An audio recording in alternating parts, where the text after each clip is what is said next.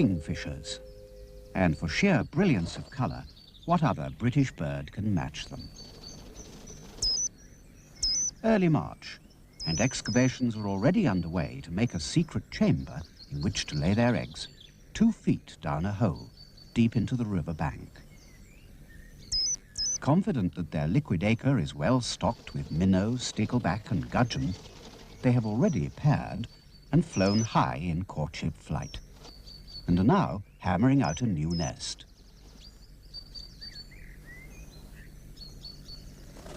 Beaks are powerful tools for tunnelling and are driven in hard, spearing and stabbing. The nest hole is sited near the top of the overhanging bank, hopefully above flood level should the river rise. Specially adapted feet rake up the dirt and sweep it outside.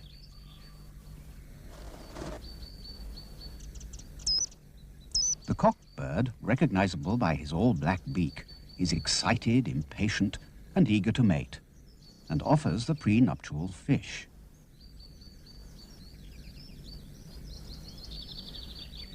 Will she accept?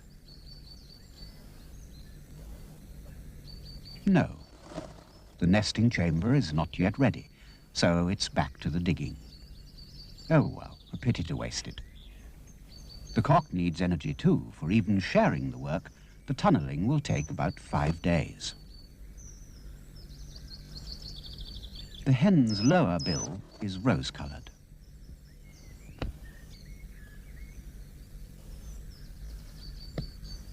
Instinctively, she will know the right moment to accept his present. Her mate, like the male of most species, just has to be patient and persevere. But the evidence outside shows that the excavations inside must be nearing completion. Under the cock's compelling gaze, this fish is taken, but surprisingly the hen turns it. Has he in his urgency confused her? What should she do now? Give it back? No, he won't take it back. So uncharacteristically and a trifle uncomfortably, she swallows it, tail first. Observe, dive, grab. With eyes closed and a mere third of a second underwater, there's a 1 in 3 catch rate. But this one got away. Well, nearly.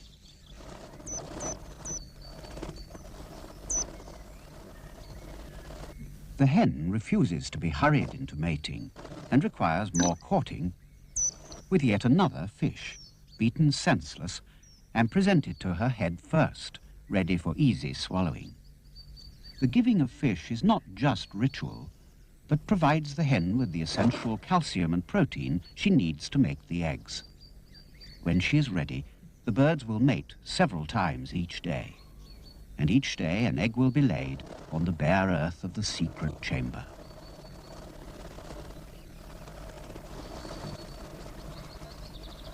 The cock steadies himself by firmly holding her crown feathers.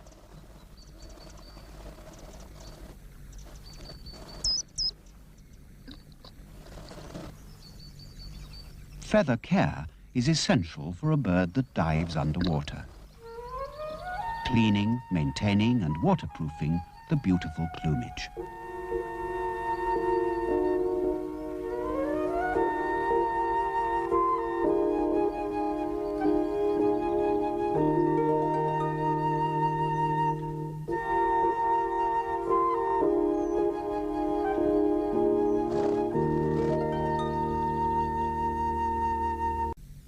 Down the hole, safe from predators, the incubation is shared, each bird spending up to 3 hours on the eggs during the day, with the hen sitting at night. 3 weeks of waiting.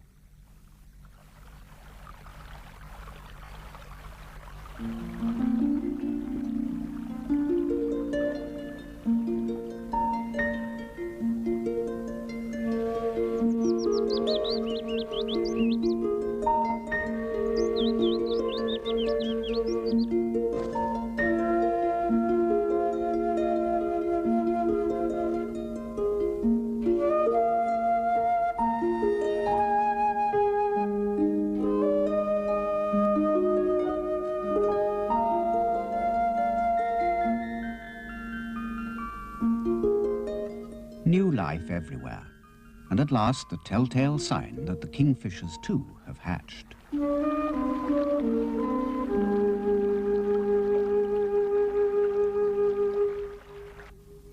Pathetically vulnerable.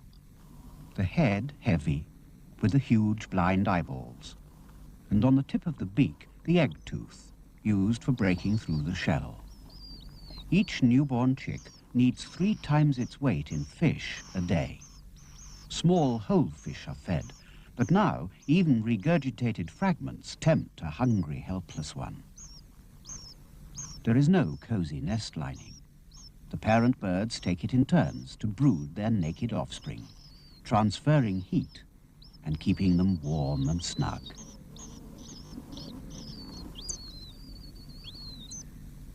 Fish are brought frequently and fed to the hungriest chick first.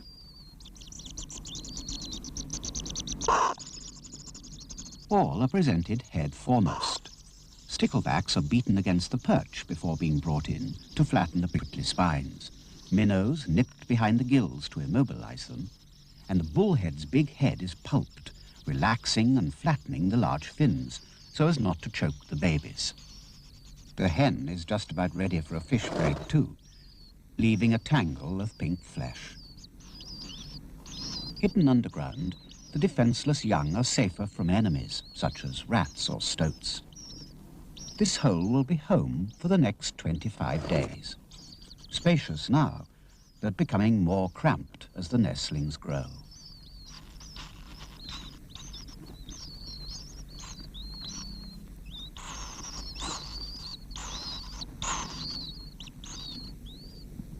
Within a week, these youngsters will be taking fish almost as big as those their parents eat. Seen as competitors by trout fishermen, kingfishers were once persecuted and slaughtered mercilessly, their feathers being used, ironically, for fishing flies to lure trout. Now it is illegal to trap or destroy these lovely birds.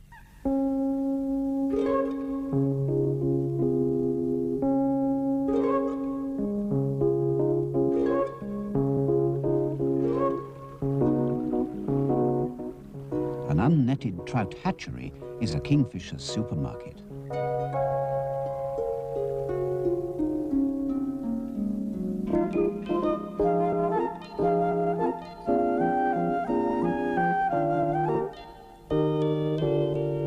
But some kingfishers aren't so lucky and have to be satisfied with window shopping.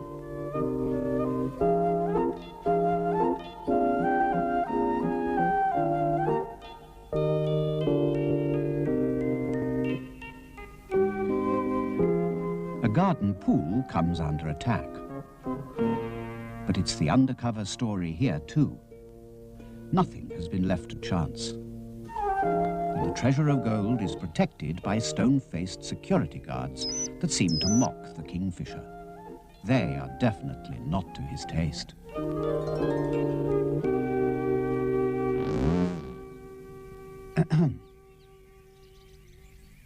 But this is, and it's trout.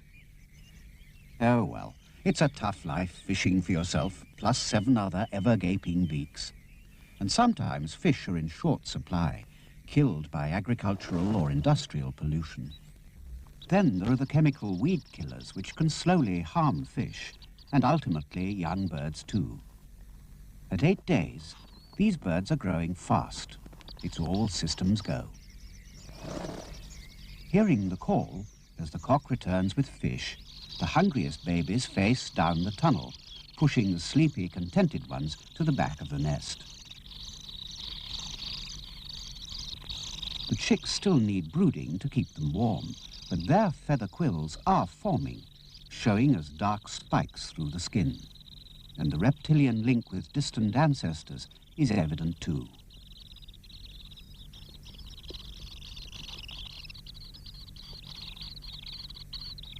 Pellets of fish bones, thrown up by the parents and young, are spread and then trodden onto the floor of the hole, under and around the babies, where they accumulate, giving rise to the old fallacy that kingfishers deliberately construct a nest of fish bones before they lay their eggs. Fish scales on the branch, or the undigested fish bones dropped on the water weeds, are sometimes the only clues to the kingfisher's presence.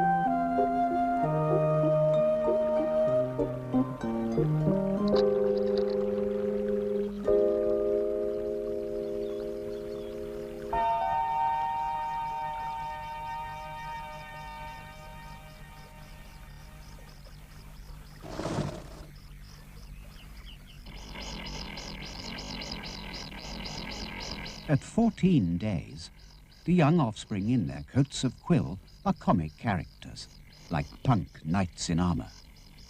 Feathers remain sheathed, protecting them from the debris of fish bones and refuse.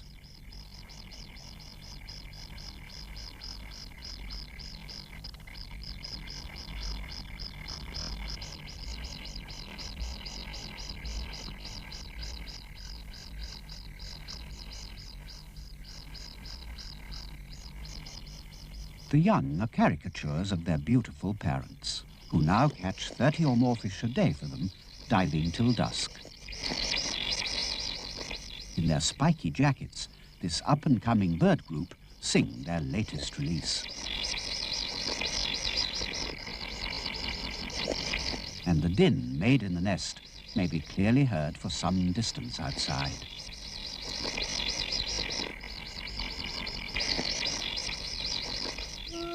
The perched kingfisher watches the water vole before diving for fish.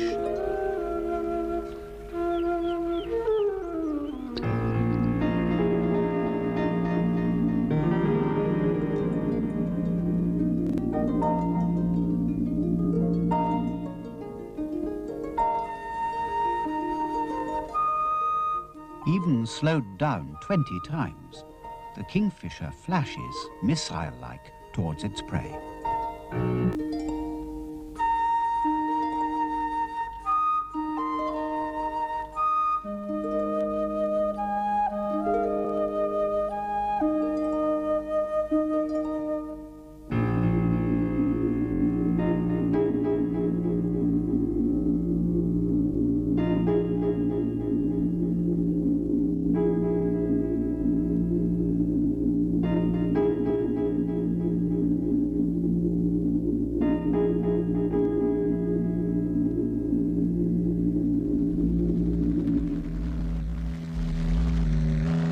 Kingfishers keep an eye on strangers in their territory, and hovering humans are spotted at once.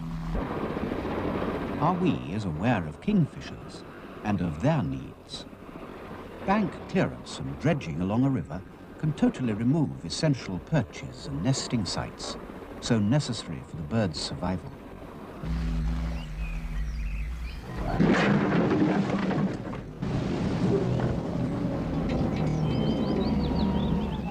But here, the demand for building materials has created a flooded gravel pit, which man will restore for himself and birds.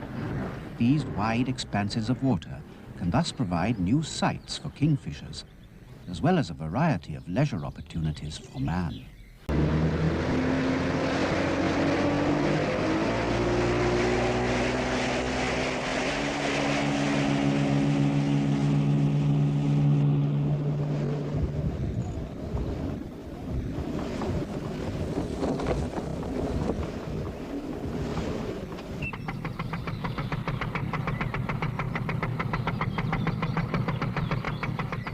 Canals are also man-made, and despite the traffic, some kingfishers will nest along them and fish from their banks, though discarded fishing lines and hooks have proved lethal to some birds.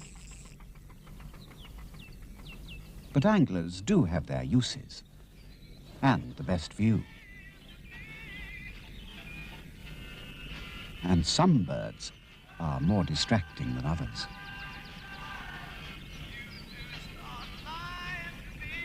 Oiling up comes expensive from a bottle, but the real birds have their own oil gland for preening.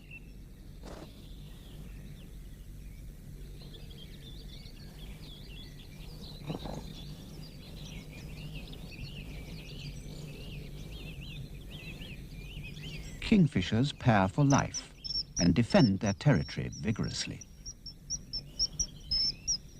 A sudden takeover bid during the breeding season calls for aggressive posturing, and rivals have to be seen off. On opposite perches, kingfishers wait for the right moment to fire themselves at their rivals, hoping to catch them off balance. For the aim, if at all possible, is to knock the opponent from his perch and down into the water. Each pair of kingfishers requires a certain minimum length of river in which to fish and raise their young, so there is only enough room for a fixed number of territories. Competition for the prime sites is fierce. Those birds really fighting fit retain or take over the fishing grounds. Those that lose are ousted, banished to less exclusive fishing.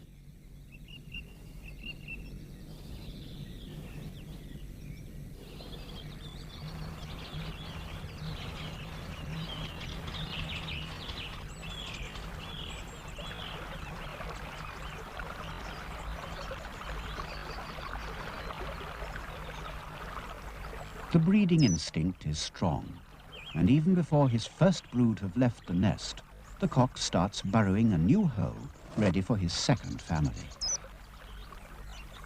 Most pairs attempt to breed twice in a season.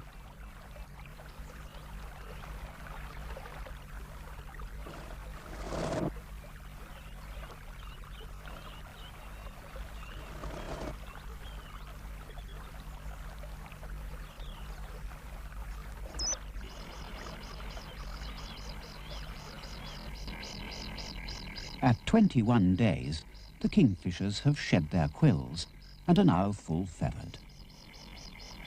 At last there is the promise of the bluebird beauty to come.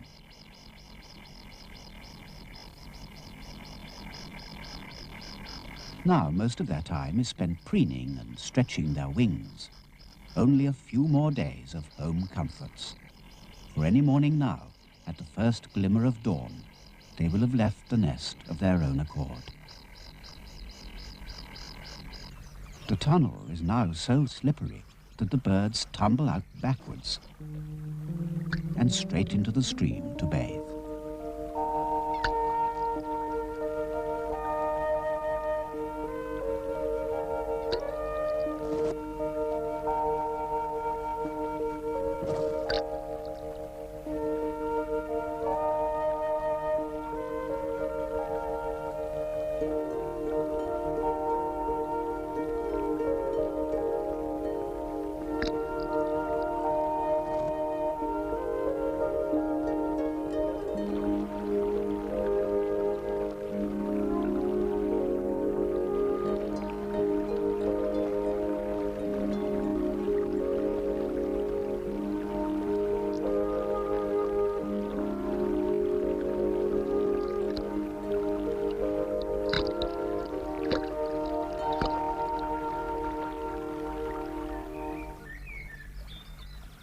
Newly fledged kingfishers are less colourful than their parents, having shorter black beaks and black feet. They bob and chirp to attract their parents' attention and scatter along the stream in twos and threes. But their latent, aggressive, territorial behaviour will soon become apparent, and the squabbles will begin. Occasionally, a parent bird fails to recognise its own offspring and behaves as if the young are intruders into the territory. This is a frightening moment.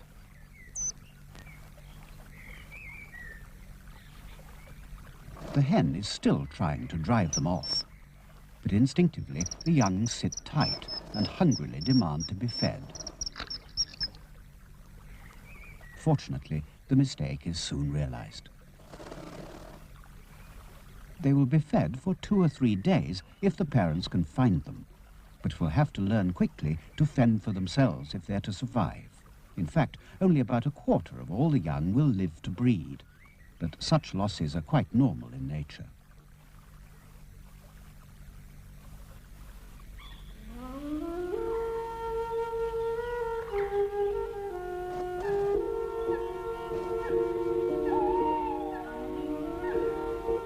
The new experience of roosting and the chill of a first night in the open.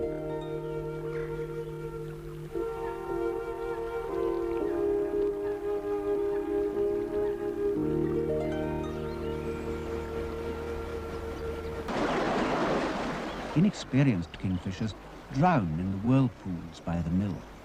They dive too often with damp feathers, which then become waterlogged, and they sink. They get caught in weeds. A fledgling may dive 20 times before it makes a catch. Death may be from starvation, sheer exhaustion, and cold. Learning to fish and where is vital. Birds are also killed crossing the roads, and it's even on record that one young kingfisher, desperate for fish, drowned in a jar of tiddlers on the river bank.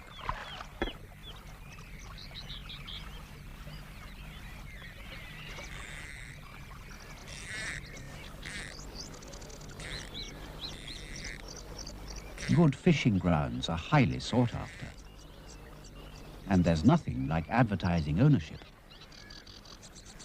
On the river, everyone wants a stretch of their own, with fishing rights strictly preserved.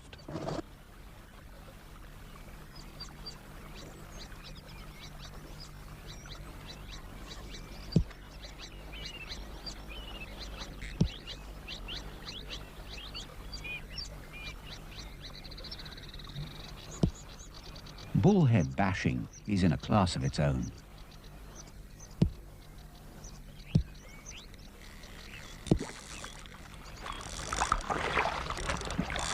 And unlike trout, the competition for bullheads is strictly between feathered fishers. There's a lot to learn, but already the art of fishing on the main river has been mastered. Summer heat, the fragrance of flowers, and kingfishers scan the shallows. Camouflaged till something disturbs them, they spot each other and sway their squat bodies, pushing their beaks forward to intimidate.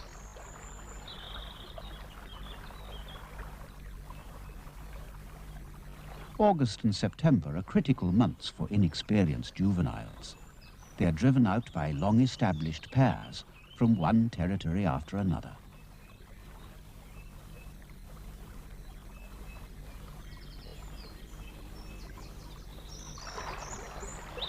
The survivors tend to move on downstream, and if challenged whilst fishing, become very aggressive. Many make their way to warmer climes, the salt marshes, estuaries and harbours, ready for winter. Historically, kingfishers are regarded as a symbol of peace and serenity. In classical mythology, the kingfisher, named Halcyon, nested on the open seas, quelling the waves till the eggs hatched, hence the term halcyon days. The kingfisher looks strangely out of place amongst the seaweed, plunging in the rock pools for prawns and fish, the gorgeous plumage changing with the light and shade. According to legend, it was a grey bird when released by Noah from the ark, but flying high to the west, its breast was scorched by the setting sun, and its back took on the curious colours of the evening sky. Now the last embers of warmth and sun fade, as in mid-November, the little summer of St. Martin draws to an end. And St. Martin's bird, so conspicuous at this time, faces the rigours of winter. Nature is ruthless. The survival of the fittest is the rule, and the wind blows cold.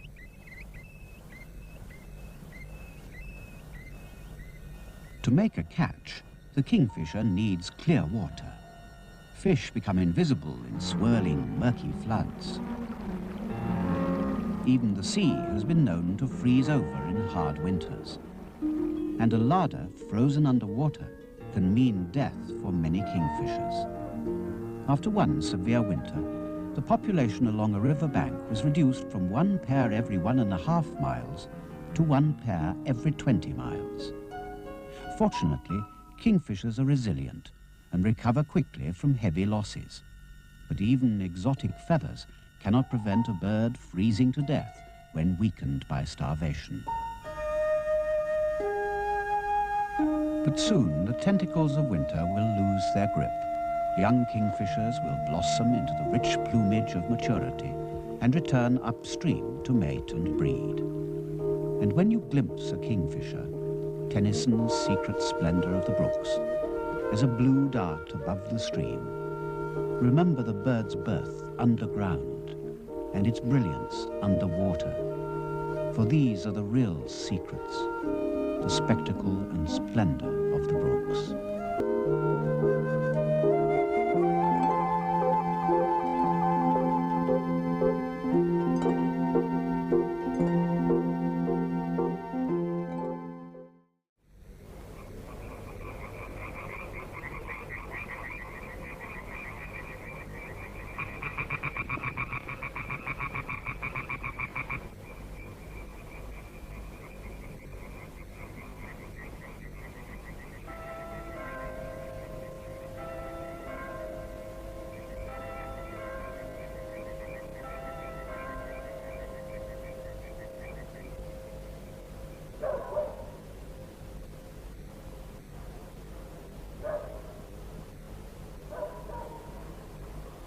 Wingspan, 5 feet.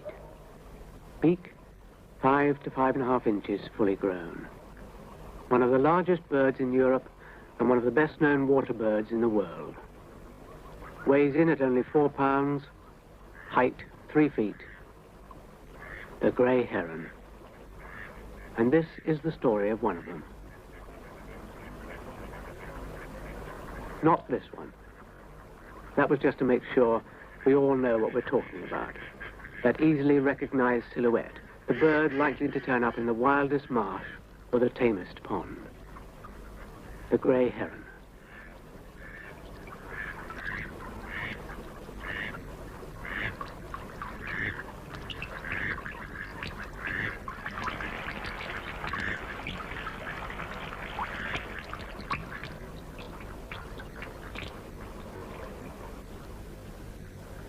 It's cold, still winter, but a female heron, after months of lonely hunting, must go back to the ancestral home and find a mate.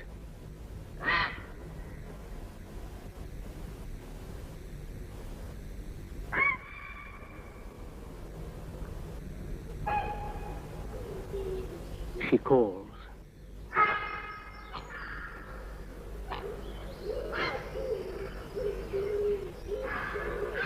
The male reacts.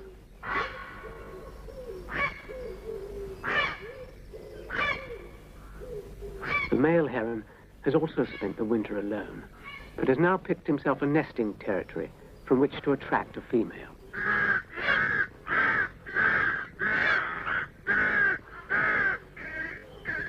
This display is called bitterning, after that other marsh bird, the bittern.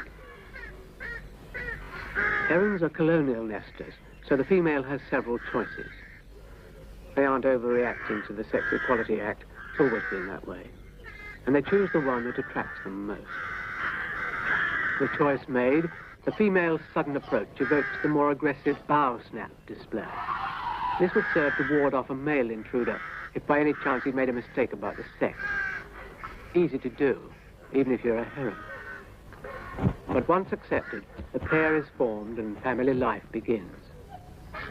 Our story is about one heron called, forgive us, Big Bill. This is his mum and dad. Rooks are tolerated in the heronry, but it has been known for rooks and herons to fight to the death over the available space. A typical heronry would be a stand of trees close to water, and it might have been in use for hundreds of years.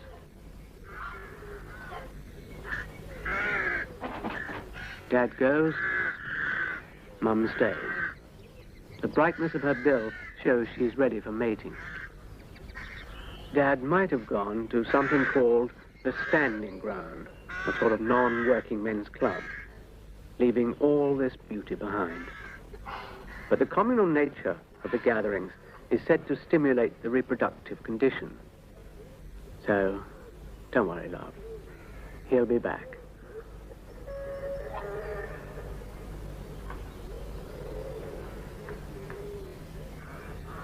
Dad didn't go to the standing ground.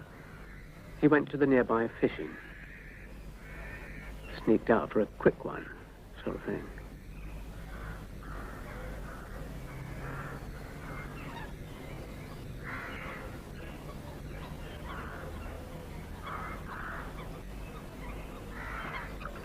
Coot and teal,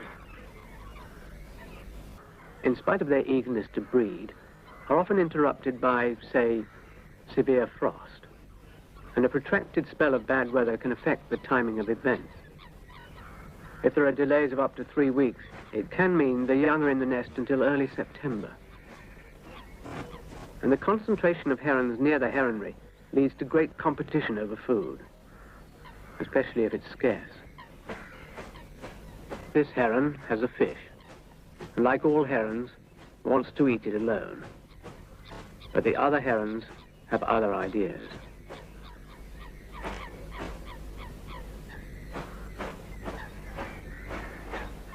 When food is scarce, coot and moorhen, even duck like teal and mallard, have been killed and eaten, though the heron sometimes chokes to death in the attempt.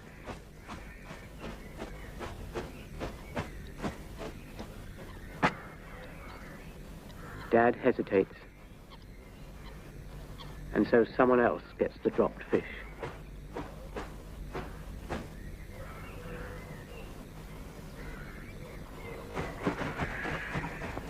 It is, as it so often is, a fight to survive.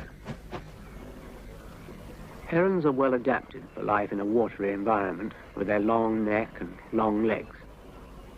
They have semi-binocular vision, whatever that is. The position of the eyes giving them the advantage of stereoscopic sight, and this meets the heron's requirements perfectly. It's even been suggested that the broken pattern of black and white feathers helps hide them from the fish. Good afternoon. Sir?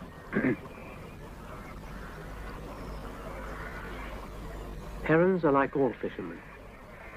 They prefer big fish.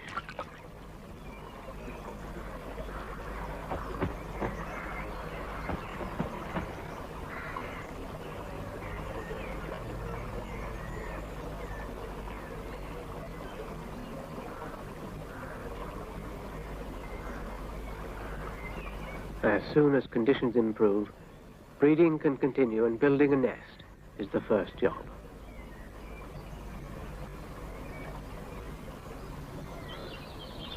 Both birds help with the building.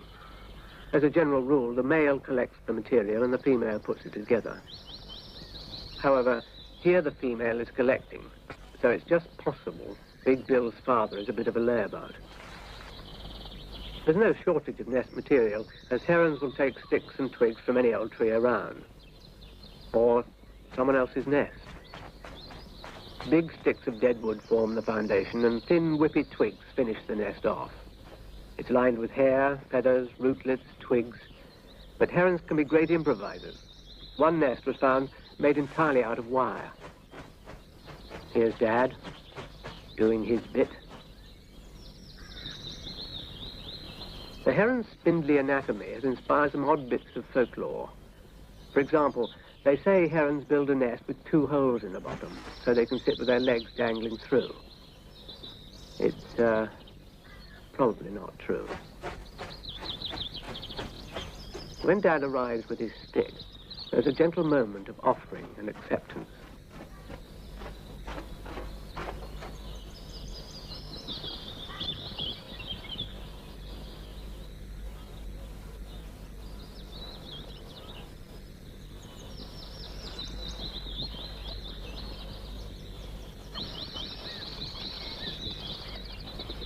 and the stick is added to the nest. The female spends the night roosting at the chosen nest site, and the male joins her at dawn, when nest building and mating take place.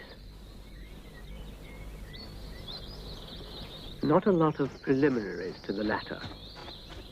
A sort of avian version of jumping from the mantelpiece.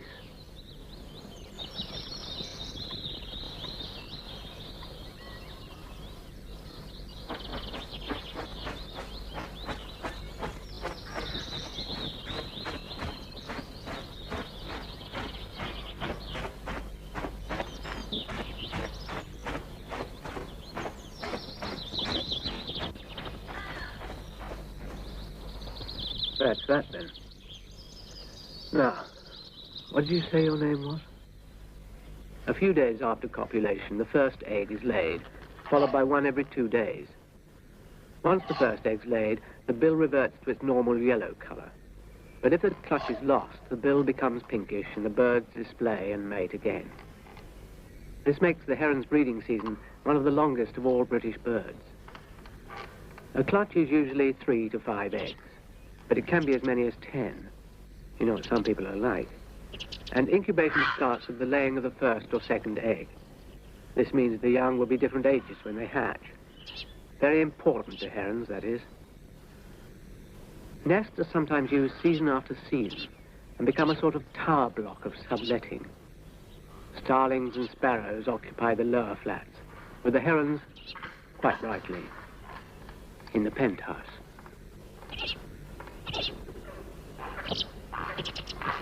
Nests can weigh as much as half a hundredweight and measure 4 feet across. Some indeed can be so heavy they crash to the ground. Incubation is shared, the changeover, or nest relief, being a time of great excitement and mutual display, which strengthens the pair bond. They let out a long cry on changeover, and the relieving partner sometimes brings a ceremonial offering. The stints vary from 6 to 12 hours, the job being shared equally during the 25-day incubation. The male prefers the day shift, for some reason.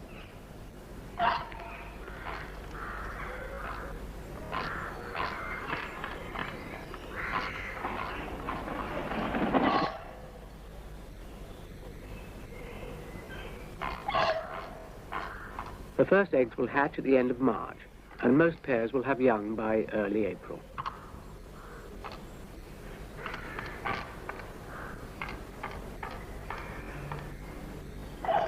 This is Dad, standing guard.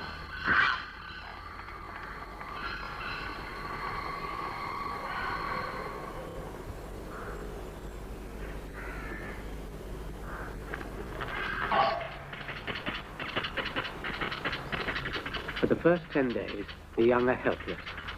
One or other of the adults will be on constant guard. When all the young here have hatched, there will be a difference of 6 days in the ages.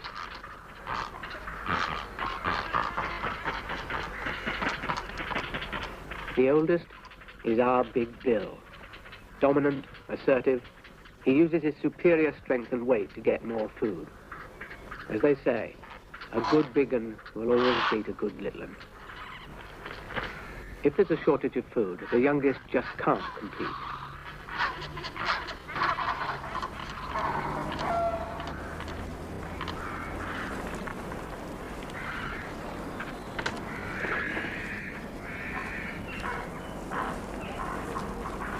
Herons need privacy.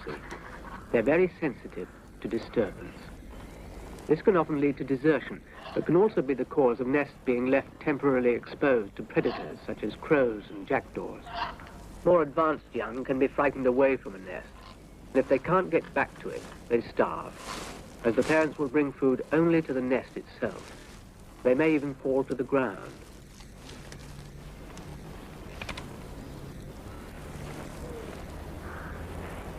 And it's the disturbance of large young, just before they become competent flyers, that can cause serious mortality.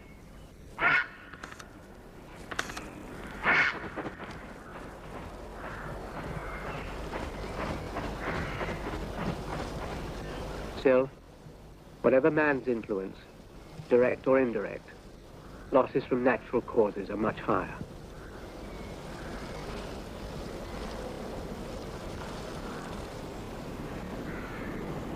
Gales can be killers. For a growing family, this is not ours, by the way, the risks are enormous. The oldest young are again in the greatest danger, especially if they're stretching their wings. Again, it's only necessary for a young bird to be blown a few feet away from the nest. If it doesn't get back, it starves. If it falls, it dies.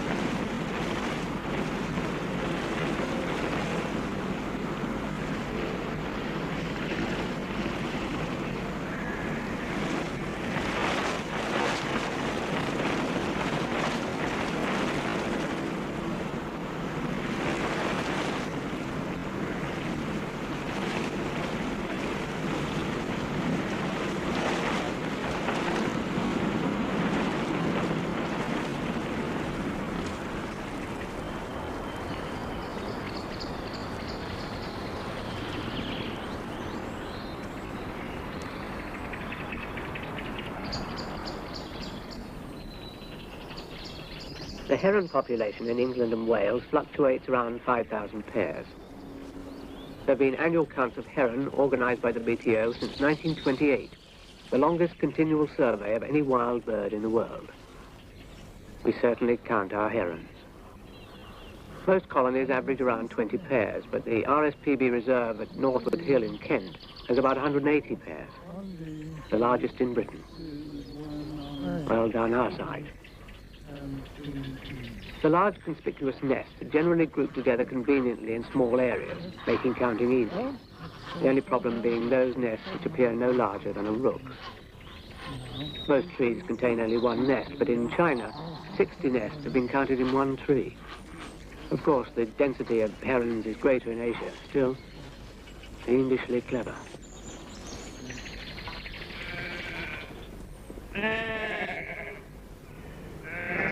The size of a heronry depends to a great extent on the richness of the adjacent feeding ground.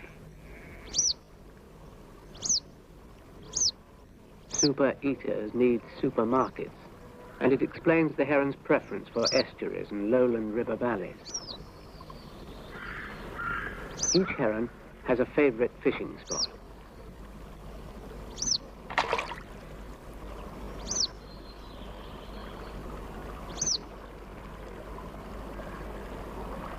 With only 2 of our family left, it's still the survival of the fittest. And the fittest is definitely Big Bill.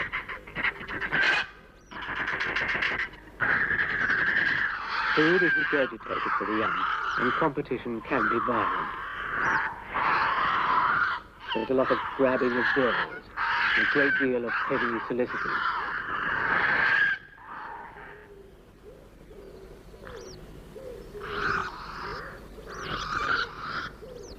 And as usual, the squeaky wheel gets the most grease.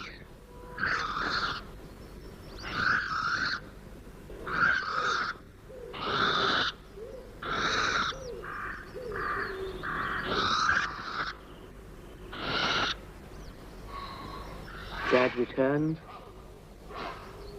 Mum calls. It takes as much as 7 hours to collect a complete meal for the young. And in the 2-month nesting period, 230 pounds of food finds its way to the treetop. About 500 grams per nestling every 24 hours.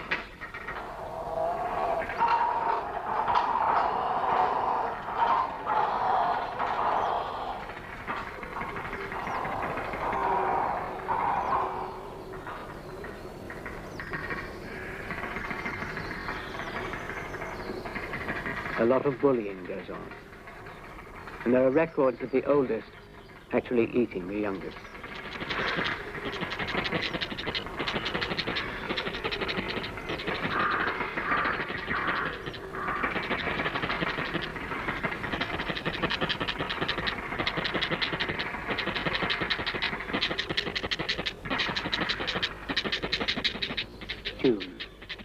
Many of the young take to standing on the edge of the nest.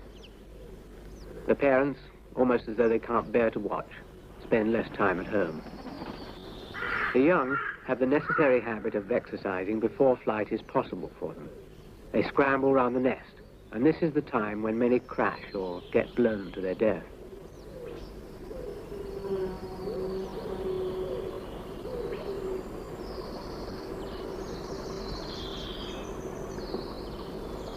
If the heron's flight looks slow, even lumbering, it's misleading. They're actually very good at it and can fly long distances at 30 miles an hour. They mostly feed within about 5 miles of the heronry, but some have been known to fly 40 miles.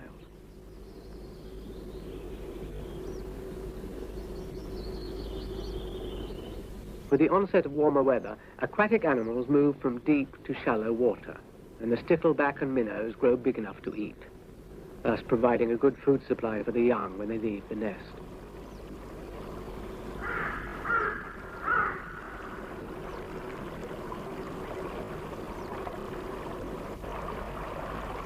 Here, Dad takes a small fish.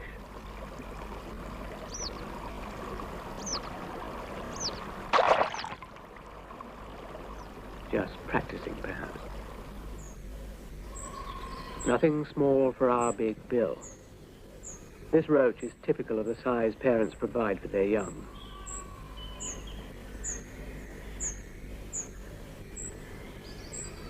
Seeing this go down, it's easy to understand that 230 pounds is swallowed in 2 months. Imagine 230 pounds of cod. Feel better?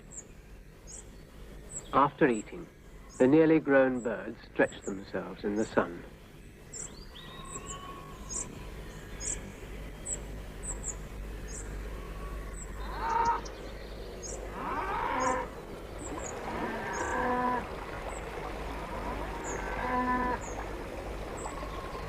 Adults sun themselves too, exposing as much wing area as possible.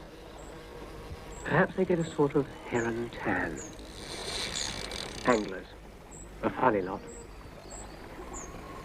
For 200 years, it was believed that certain oils extracted from dead herons possessed properties attractive to fish. Fishermen were told to anoint their bait with the marrow cut out of a heron's thigh bone, being of great temptation to fishes. The fact that there is no marrow in a heron's thigh bone makes the theory a trifle flimsy. The heron's foot was thought to exude an oil or scent attractive to fish. Some fisherfolk on the Faroes still carry a heron's foot for luck. It was also suggested that a wading heron wriggles and waggles its toes as a fishing aid. Fortunately for today's herons, anglers no longer covet their thigh bones, and as though in celebration, this heron demonstrates it needs no oils or scents or toe waggling.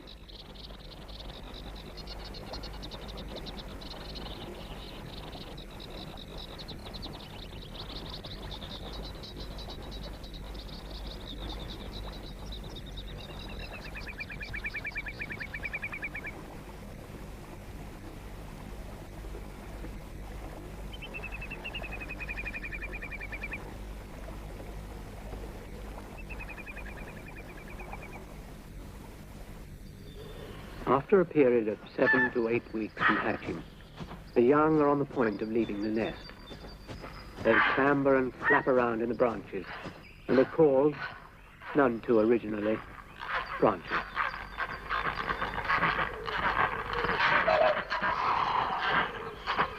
Soon our young will have to fend for themselves. They've made it through the growing up dangers, now they've got to face the outside world.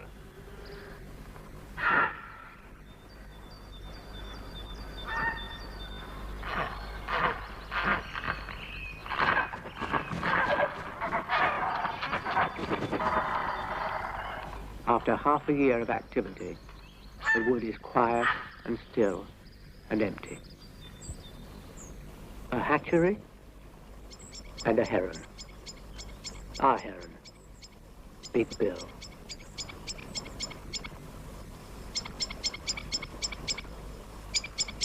Hatcheries don't like herons. Which is funny because herons speak very highly of hatcheries. It's over the preservation of fish that the clash between man and heron occurs. If the heron would leave the fish alone, man would leave the heron alone. But then the heron wouldn't be a heron, and the man wouldn't be a man. So, heron are regarded as vermin in trout fishing areas, and many are shot. Nevertheless, Bill has a go. Herons were once highly esteemed as food, even royal food. Nowadays, we prefer rainbow trout, and Big Bill isn't arguing. The trouble is, they won't stay still.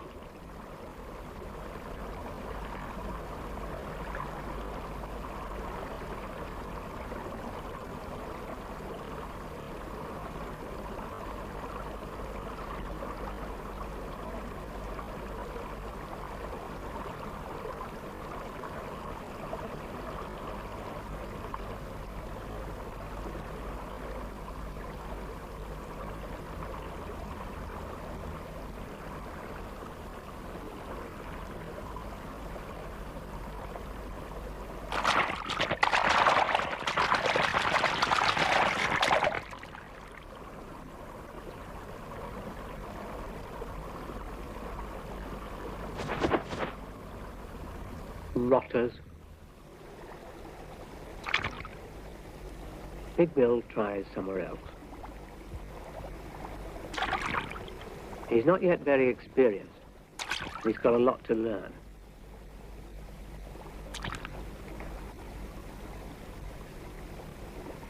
Every noise excites him. But every noise is not food.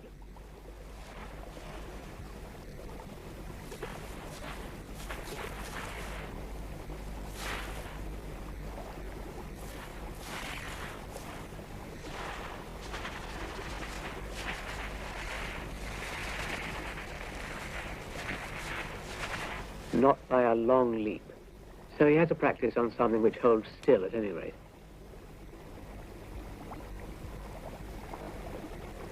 Or maybe he's heard that old marrowbone story.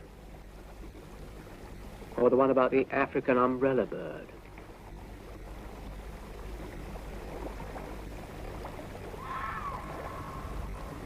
The survival rate of young herons is not high.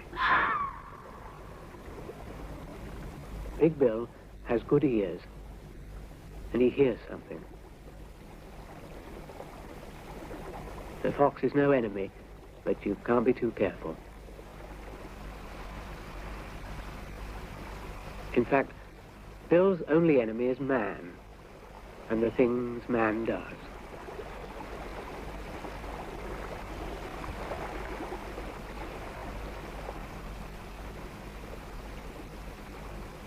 Man disturbs the heron, and the heron doesn't like to be disturbed. In fact, not many fishermen like to be disturbed.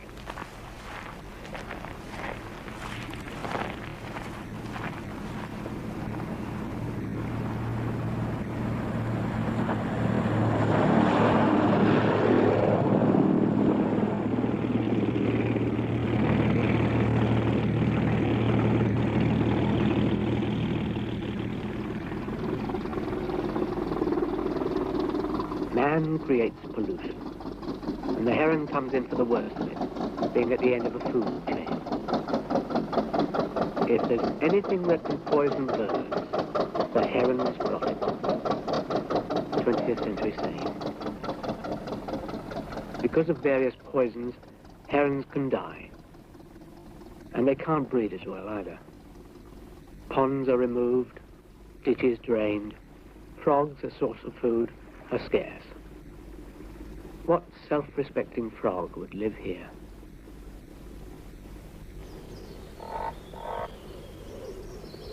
Fortunately, herons will eat almost anything, and Bill is now a year older and a year wiser.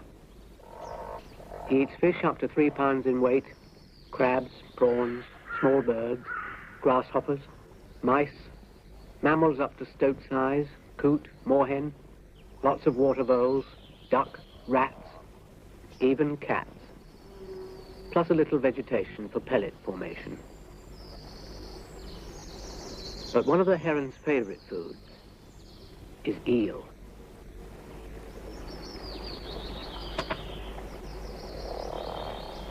Herons probably eat more eels than all other species of fish put together.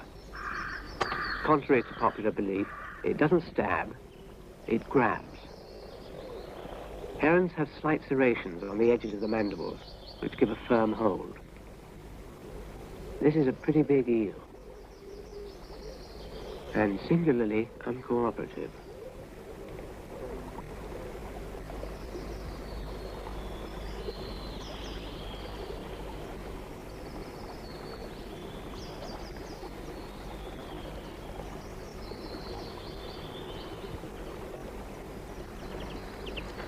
Heron's digestion is especially adapted to eels, because eels contain more fat than any other freshwater fish.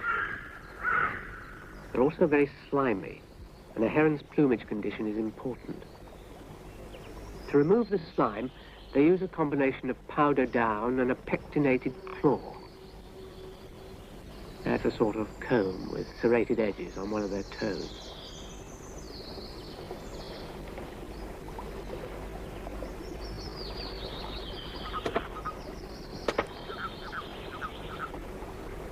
Herons usually kill their prey before swallowing it, but it doesn't look as though Bill's going to manage that this time.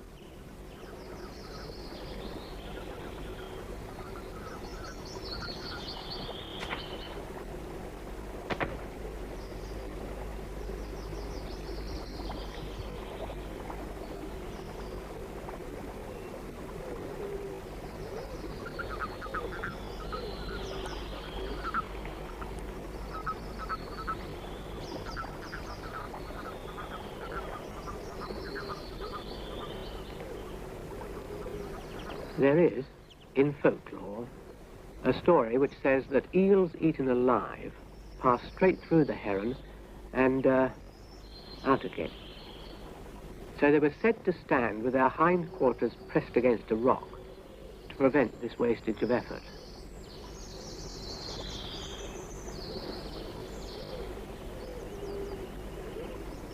Better back up, Bill. After that struggle, Bill pauses to remember the good old days when he was younger and meals were easier to come by. Goldfish in garden ponds provide an increasing supply of food. That is, for herons able to adapt to the idea of being close to man. Unfortunately for Bill, some people don't like having their goldfish eaten.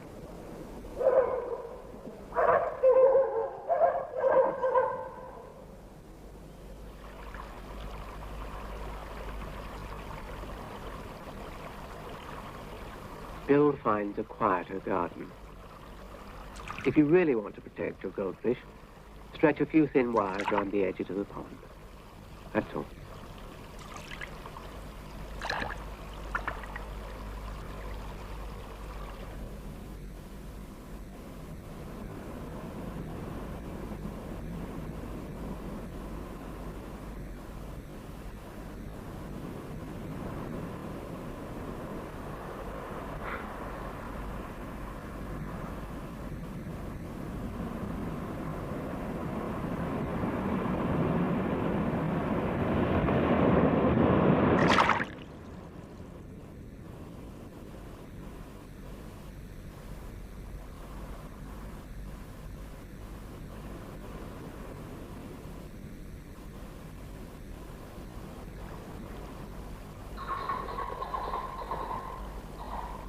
After the good times, come the bad times.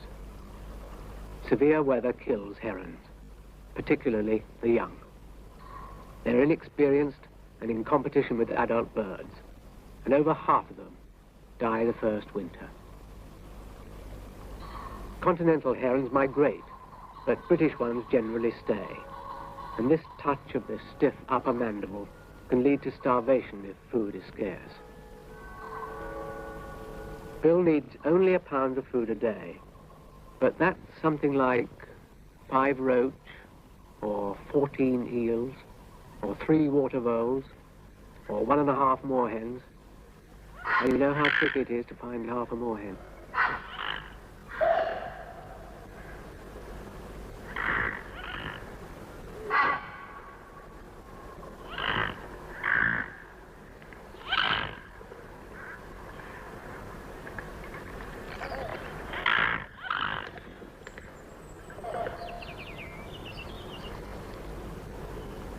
There's just not enough food to go round. Britain's 25,000 herons need 25,000 pounds of food. That's nearly 12 tons, and that's every day. Of course, actual mortality depends on the severity and length of winter. In 1962-63, the population was cut almost in half. Over 10,000 herons dead. So, fishermen, if you're about to go for your guns, remember the heron has quite a lot to cope with as it is. For Bill, like all birds, finding a meal and a mate means the difference between life and death. Herons have been around for millions of years, and it's lucky for us that a few survived to return to their ancestral nesting sites to breed more little bills, to discomfort the eels, and to give us, albeit at a distance, their grey but colourful company.